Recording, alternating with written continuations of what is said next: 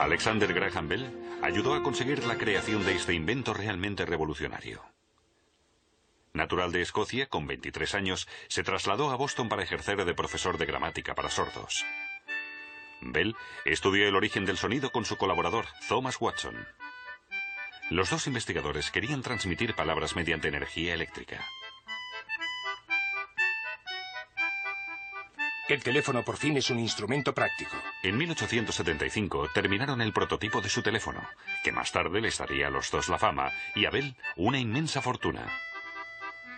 Pero Bell nunca ocultó que la idea del invento había nacido, en realidad, de otro. Johann Philipp Reis construyó su teléfono 15 años antes que Bell, pero nadie le tomó en serio. Al profesor y físico alemán le intrigaba la idea de simular la función del oído humano con electricidad. Reis construyó una oreja artificial de madera de encina y metal. Este aparato de audición estaba conectado a una batería, y cuando Reis hablaba, se movía. Este mecanismo de contacto oscilante variaba la intensidad de la corriente. Con su aparato, Reis podía reproducir sonidos a la distancia que deseara. Era el primer teléfono eléctrico. Die Sonne ist von Kupfer. En 1861, Reis presentó un modelo mejorado a la Sociedad Alemana de Física en Frankfurt. En su demostración, tocó un violín. En este aparato, la corriente eléctrica también sufre variaciones por un mecanismo de contacto sensible al sonido. Por desgracia, a los eruditos de Frankfurt les faltó imaginación. Un aparato del que salían sonidos deformados les pareció una tontería. Por razones obvias, Reis no pudo fabricar en serie su aparato. La era del teléfono comenzó años más tarde con Alexander Bell en Boston.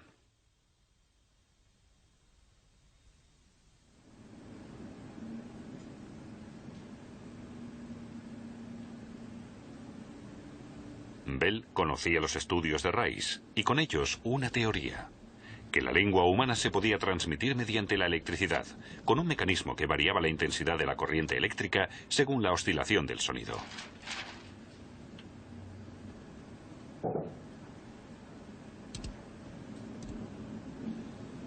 Pero a Bell le faltaba una mente práctica para la materialización. Ninguno de los proyectos que había emprendido con Watson había salido adelante. Ni siquiera su telégrafo armónico, un aparato con el que querían transmitir simultáneamente varias señales distintas a través de una sola corriente.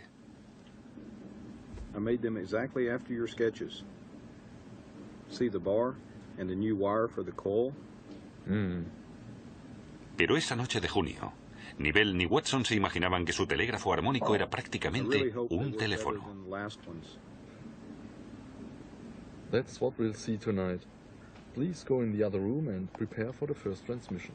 El telégrafo armónico tenía un electroimán con el núcleo de hierro dulce. En cuanto la corriente lo atravesaba, producía la vibración de un resorte que se podía oír ligeramente. Bell y Watson tenían que sincronizar a la perfección el emisor y el receptor antes de cada prueba. Durante meses realizaron numerosas pruebas sin éxito. Pero ese día...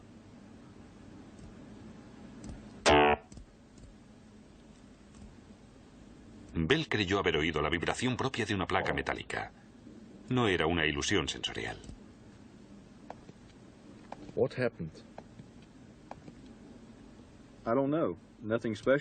¿Qué había pasado? Watson había querido aflojar un tornillo demasiado apretado y se le había resbalado.